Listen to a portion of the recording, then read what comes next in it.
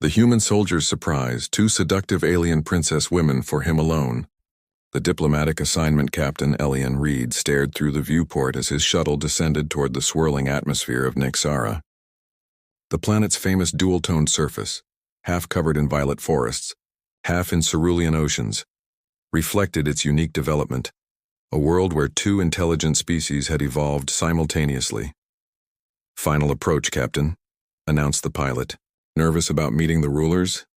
Elian straightened his formal uniform. "Just focused on the mission," he replied, though his stomach tightened with anticipation. Earth's Interstellar Command had selected him specifically for this assignment, the first human diplomat to visit Nixara since it had united under dual leadership. His superiors had emphasized the strategic importance of establishing positive relations with a planet rich in rare minerals and positioned at a crucial navigational junction. The shuttle touched down in a courtyard of polished stone that shimmered with embedded crystals. A delegation awaited him, divided into two distinct groups. To the left stood tall, willowy figures with skin in various shades of purple. To the right, broader beings with blue-toned complexions. A Nixaran with deep amethyst skin stepped forward. "I am Princess Vela of the Highland Realms," she said, her voice melodic. Her eyes, a lighter shade of violet with flecks of silver, studied him with undisguised curiosity. "Welcome to our world, Captain Reed." From the other group, a figure with azure skin approached. "Sovereign Lyra of the Oceanic Domains," she introduced herself, her tone more reserved. Her gaze was penetrating, intelligent, with eyes the color of the deepest seas on Earth. Elian bowed respectfully to both leaders. "I bring greetings from Earth and the United Systems Alliance. I'm honored to be received by both of Nixara's esteemed rulers." "Your reputation precedes you, Captain," Vela said with a smile that transformed her serious face. "The negotiator who brokered peace between the Centaurian colonies." "A significant achievement," added Lyra, circling Elian slowly. "Though Nixaran politics are uniquely complex." Over the next hours, Elian was escorted through a palace unlike any he'd seen. Architecture that seamlessly blended two distinct styles. The eastern wing featured flowing, organic designs favored by Vela's people, while the western sections displayed the geometric precision preferred by Lyra's kind. During the formal dinner that evening, Elian noticed the subtle tension between courtiers of the two species, despite the apparent harmony between their rulers. When he mentioned his observation, both women exchanged meaningful glances. "Our alliance is recent," Vela explained, leaning closer. The scent of exotic flowers seemed to emanate from her skin. "For millennia, our peoples lived separately. Recent events forced cooperation," Lyra added, her fingers briefly brushing against Elian's hand as she reached for her drink. "External threats make former rivals reconsider old animosities." As the evening progressed, Elian realized both rulers were observing him with interest that seemed beyond diplomatic protocol. Vela would laugh softly at his observations, while Lyra's gaze lingered whenever he spoke. Later, in his private quarters, a message arrived simultaneously from both rulers, requesting his presence for a private meeting the following evening. The note indicated this would be to discuss matters too delicate for public forums. Elian sat on the edge of his bed, contemplating the unusual situation.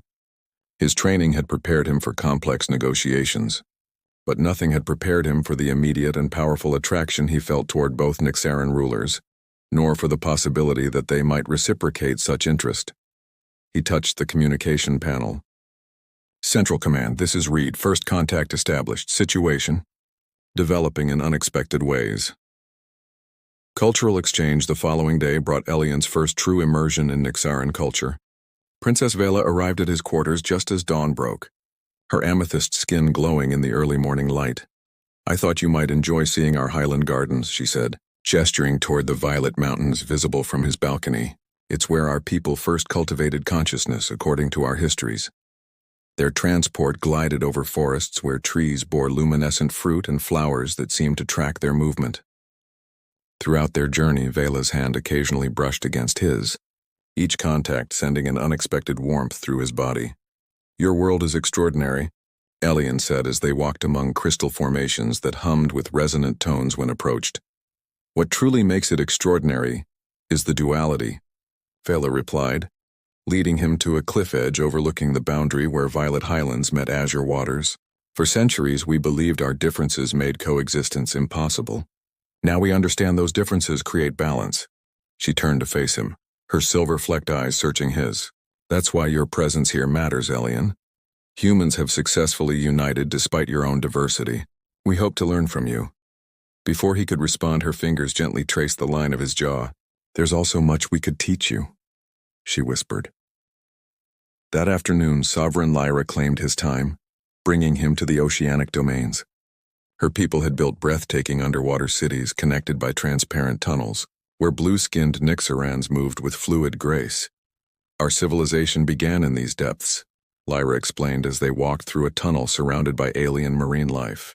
We developed differently than Vela's kind, more collective, less individualistic. Unlike Vela's spiritual approach, Lyra spoke of technology, defense systems, and resource management. Yet beneath her practical exterior, Elian detected the same intense interest. Your species fascinates us, she admitted during a private moment in an observation dome. Humans possess qualities found in both our peoples, adaptability like the Highlanders, resilience like oceanic dwellers. Her fingers intertwined with his, her touch cool yet inviting. Tonight, when we meet privately, we will explain why you were truly selected for this mission. It goes beyond simple diplomacy. Evening found Elian entering a chamber deep within the palace where both rulers awaited. The room was dimly lit with bioluminescent orbs, creating an intimate atmosphere that immediately signaled this was no ordinary diplomatic meeting. Vela approached first, taking his hand. What we share now is known to very few outsiders. Our world faces a crisis, Lyra continued, joining them. The alliance between our peoples remains fragile, opposed by traditionalists on both sides. They guided him to a circular table where ancient texts were displayed alongside modern data projections. As they sat, the three of them forming an equal triangle, Elian felt a strange energy in the room, as if the very air had become charged with possibility. An ancient prophecy speaks of a visitor from distant stars, Vela said, her voice taking on a melodic quality. One who would understand both halves of Nixara's heart. Our scientists interpreted this more practically, added Lyra. A diplomatic bridge between our cultures, someone with genetic compatibility with both our species. Elian's pulse quickened as understanding dawned. You're suggesting I was chosen for biological reasons as much as diplomatic ones? Both women nodded, their expressions serious yet tinged with something more personal. The alliance needs a symbol, Vela explained, a connection that transcends our differences. But we did not anticipate the genuine attraction we both feel toward you, Lyra admitted with unexpected candor. Nor, I suspect, did you expect to find yourself drawn to beings so different from humans. As if by unspoken agreement, both moved closer to him. Vela's fingers traced patterns on his left hand while Lyra's touch explored his right. The dual sensation, one warm and intense, the other cool and precise, sent waves of pleasure through his body. We propose a personal alliance, Vela whispered, her face now inches from his. One that would mirror the political union we seek to strengthen. No human has ever been offered such a position, Lyra added, her breath cool against his neck. But none has ever affected both of us this way. When Elian found his voice, the diplomat in him cautioned restraint, while the man responded to their unmistakable desire. This goes far beyond my mission parameters, he managed to say, even as his body leaned toward them both. Then perhaps, Vela suggested, her lips brushing against his cheek, it's time to redefine your mission. Lyra's fingers traced the outline of his ear, sending shivers down his spine. Sometimes the greatest diplomatic achievements arise from following one's instincts rather than protocols. As diplomatic training warred with growing desire, Elian made the decision to embrace this unexpected turn. When their lips finally met, first Vela's passionate embrace, then Lyra's methodical exploration, he knew his mission on Nixara had transformed into something far more significant than anyone on Earth could have imagined. The revelation morning found Elian waking between Vela and Lyra, their contrasting forms creating a perfect balance around him. The night had been a revelation, Vela's passionate intensity complementing Lyra's deliberate precision. each touch and caress speaking of differences that somehow created harmony rather than discord. As consciousness returned fully, so did the weight of his diplomatic responsibilities. "We should discuss the political implications of what's happened between us," he said as both rulers stirred beside him. "Always the diplomat," Lyra observed with a small smile, her azure fingers tracing patterns across his chest. "It's why we chose you," Vela added, pressing her lips to his shoulder. "Your commitment to your mission even in unusual circumstances." They rose and dressed, the intimate atmosphere giving way to more formal discussions. Over breakfast in a private garden where violet and blue flora intertwined, they revealed the complete truth of his selection. "The Great Convergence Festival begins tonight," Vela explained. "A celebration marking the anniversary of our planet's first alliance. Traditionally, it concludes with a renewal ceremony." "This year's ceremony holds special significance," Lyra continued. "The ancient texts speak of a third cycle where the stellar traveler would arrive to complete the sacred triad." Elian set down his drink. "You're saying I'm part of some prophecy?" "That seems improbable," Vela finished. "We thought so too until our astronomers confirmed your Earthship would arrive. Precisely during the alignment of our twin moons, the first such alignment in over 3 centuries, Lyra activated a holographic display showing complex orbital calculations. The mathematical probability of this timing is beyond coincidental. And then there's the genetic compatibility our scientists confirmed. Your DNA resonates with both our species," Vela added, "something never before documented with any other visitor to our world." Elian processed this information, his analytical mind searching for rational explanations while another part of him accepted the inexplicable connection he felt with both rulers. "Tonight, we will appear before our people," Lyra said. "If you choose to stand with us during the ceremony, it will symbolize not just diplomatic relations with Earth, but a deeper bond. It would strengthen our alliance internally," Vela explained, "and protect against those who oppose unity." Before Elian could respond, an aide burst into the garden, face tense with urgency. "Sovereigns, we've intercepted communications. The separatist faction plans to disrupt the festival." The peaceful morning shattered, replaced by strategic meetings and security briefings. Throughout the day, Elian observed how Vela and Lyra's leadership styles complemented each other. Vela inspiring loyalty through passionate speeches, Lyra implementing precise defensive plans. As evening approached, Elian found himself being fitted with ceremonial attire that combined elements from both Nyxaran cultures, violet and azure fabrics woven together with silver threading. "You don't have to do this," Vela told him privately as attendants made final adjustments. "We can announce you simply as Earth's ambassador." "Your choice remains your own," Lyra agreed, joining them. "The political alliance can proceed regardless." Elian studied both women, seeing beyond their royal exteriors to the individuals he'd come to care for in such a short time. "I make this choice freely," he said, "both as a diplomat and as a man who's found something unexpected on this world." The festival grounds sprawled across the territory where highland and oceanic regions met. Thousands of Nyxarans from both species gathered, their traditional separation now blending as purple and blue forms mingled beneath floating lanterns. As Elian walked between Vela and Lyra toward the central ceremonial platform, whispers spread through the crowd. Many expressions showed approval and hope, but he also noted pockets of discord, faces twisted with disapproval or outright hostility. The ceremony began with traditional exchanges, songs from the highlands answered by oceanic harmonies. When the twin moons aligned overhead, bathing the gathering in silver light, Elian and the 2 rulers stepped forward to complete the final ritual. Just as their hands joined to form the triad symbol, movement flashed in Elian's peripheral vision. Acting on instinct, he pulled both women down as energy weapons discharged above their heads. Security forces moved instantly, but not before a second shot grazed Elian's shoulder. Chaos erupted as guards surrounded them, rushing the 3 back toward the palace. Through the pain spreading across his shoulder, Elian heard Vela's concerned voice and felt Lyra's cool hands applying pressure to his wound. "This changes everything," Lyra said, her typical reserve broken by genuine fear for his safety. Vela's eyes flashed with determination. "No," she countered. "It only confirms what we already knew." She looked down at Elian, her expression softening. The prophecy mentioned trials by fire before true convergence. As medical staff rushed to treat him, Elian realized the attack had answered his remaining doubts.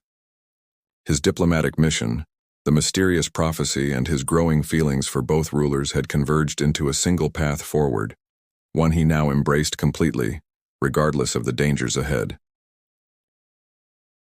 Trial by fire.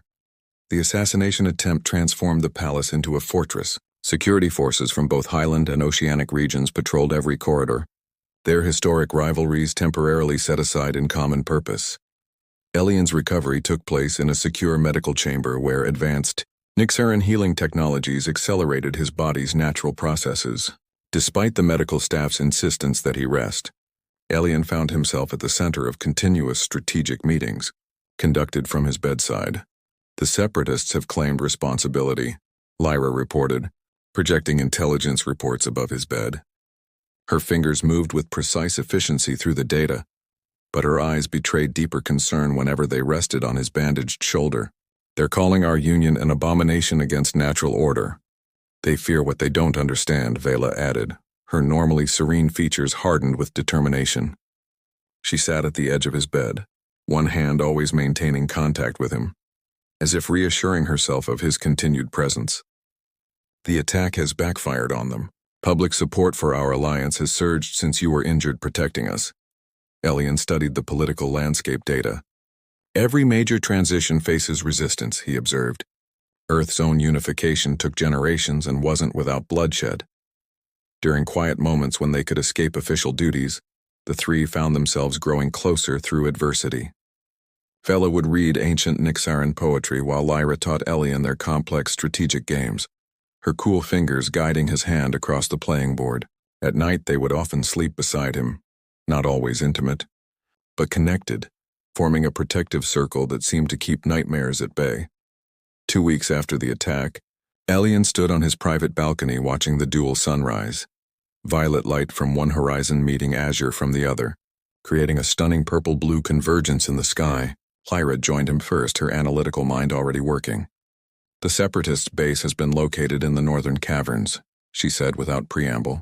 Our forces prepare to strike. Violence will only entrench their position, Elian cautioned, turning to face her. The morning light played across her azure features, highlighting the subtle patterns that adorned her skin. We need another approach. What would you suggest, diplomat? She asked, but her tone held no mockery, only genuine respect. Before he could answer, Vela emerged from their chambers, bringing with her the scent of highland blossoms. I've been consulting the ancient texts, she said, joining them at the railing. The prophecy speaks not just of union, but of transformation, a new way that honors both paths. Elian looked between them, an idea forming. What if we offered the Separatists a voice rather than silencing them? Not power, but participation in building something new. The day unfolded in intense planning sessions, where Elian's diplomatic experience merged with Vela's cultural insights and Lyra's strategic brilliance. They crafted a proposal unprecedented in Nixaran history, a council system where minority voices, even dissenting ones, would have guaranteed representation.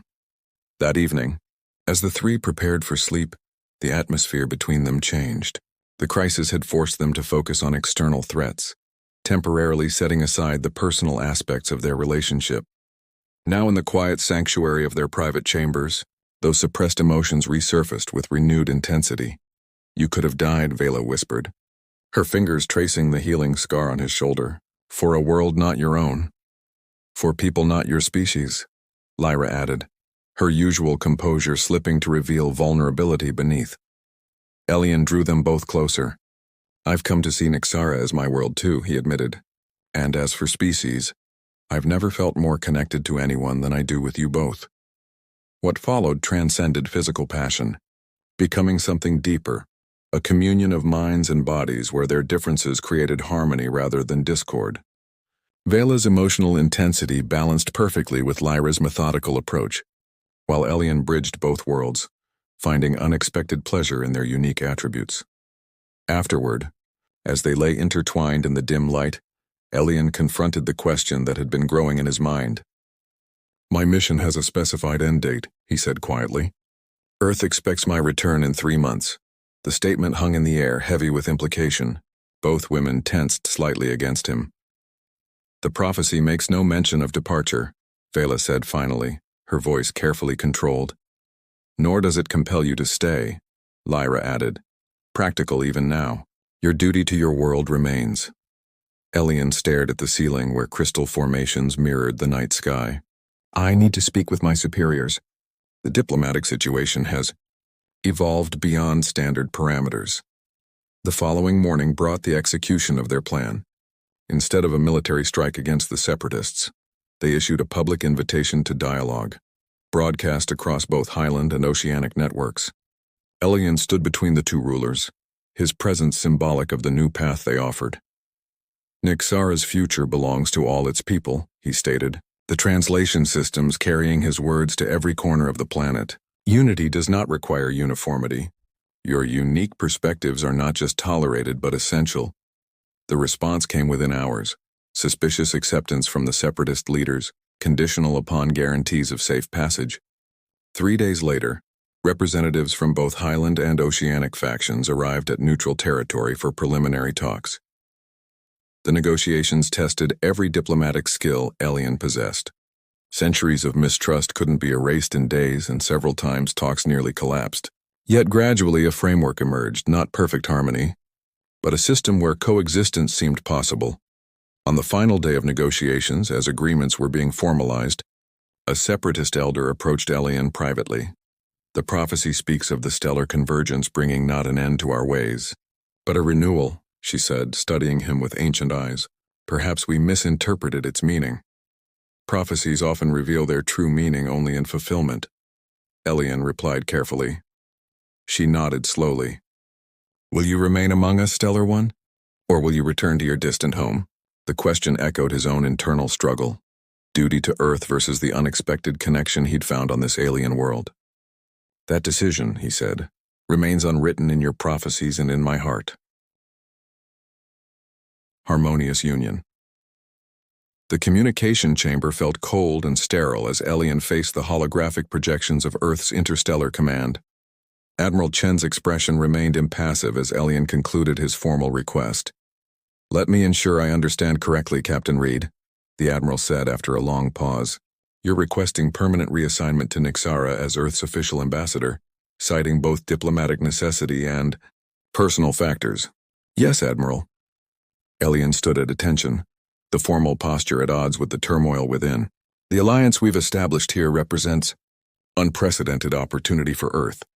My continued presence would ensure stability during this crucial transition period. He had deliberately downplayed the personal aspects of his request. His growing relationship with Vela and Lyra would likely be viewed as a compromise of objectivity by his superiors. Yet he couldn't entirely omit it, knowing that eventual discovery would undermine his credibility. And these personal factors involve your connection with both planetary rulers. Admiral Chen's voice remained neutral, but Elian detected the undertone of concern. My relationship with Sovereign Lyra and Princess Vela has evolved beyond diplomatic protocol, he acknowledged. However, this has enhanced rather than compromised my effectiveness. The cultural significance of our union carries substantial diplomatic weight. The Admiral exchanged glances with the other committee members before responding. This situation is without precedent, Captain. We'll need time to evaluate the implications. Continue your mission until you receive our decision. The transmission ended, leaving Elian alone with his thoughts. He had expected resistance but hoped his exemplary service record would lend weight to his request. Now facing potential recall to Earth, he confronted the possibility of leaving Nyxara and the two women who had transformed his understanding of connection. When he returned to their shared quarters, both rulers immediately sensed his disquiet. They denied your request, Lyra stated, reading his expression with her typical perception. Not denied, deferred, Elian clarified, though the distinction offered little comfort. Earth's leadership structure requires time to process unconventional arrangements. Vela approached, taking his hands in hers. What does your heart tell you, Elian? Beyond duty and diplomacy, the question pierced through his professional facade. My heart has made its choice, he admitted. But I've spent my life in service to Earth. Breaking that commitment isn't simple. Perhaps, Lyra suggested, joining them, there exists a path that honors both loyalties. Over the following weeks, as they awaited Earth's decision, the three deepened their connection while overseeing Nyxara's transformation. The new council system had begun functioning, with representatives from both traditional and separatist factions engaging in surprisingly productive dialogue. Their personal relationship evolved as well, moving beyond initial passion to develop rhythms and rituals unique to their triad. Mornings often began with meditation led by Vela, connecting them to Nyxara's spiritual traditions. Afternoons frequently included strategy sessions with Lyra, her methodical mind finding elegant solutions to governance challenges. Evenings belonged to Elian's Earth traditions, sharing stories, music, and cultural perspectives from his homeworld. Their physical intimacy reflected this balanced approach. Vela's passionate spontaneity, complemented by Lyra's thoughtful exploration, with Elian bridging both experiences in ways that honored their differences while celebrating their harmony. As the deadline for Earth's decision approached, Elian was summoned to the ancient temple where the prophecy of stellar convergence had first been recorded. The structure stood at the exact boundary between highland and oceanic territories, its architecture blending both cultural styles seamlessly. Inside, Vela and Lyra awaited him before an altar where 3 ceremonial chalices had been arranged. One violet, one azure, one silver. Whatever Earth decides, Vela said, her voice echoing in the sacred space. We wish to complete this ritual. It binds not through obligation but through choice, Lyra explained. A union of 3 paths becoming one, while each remains distinct. The ceremony proceeded with ancient words spoken first in Highland tongue, then in oceanic language, finally in Earth's standard dialect. As they each drank from all 3 chalices, Elian felt something shift within him.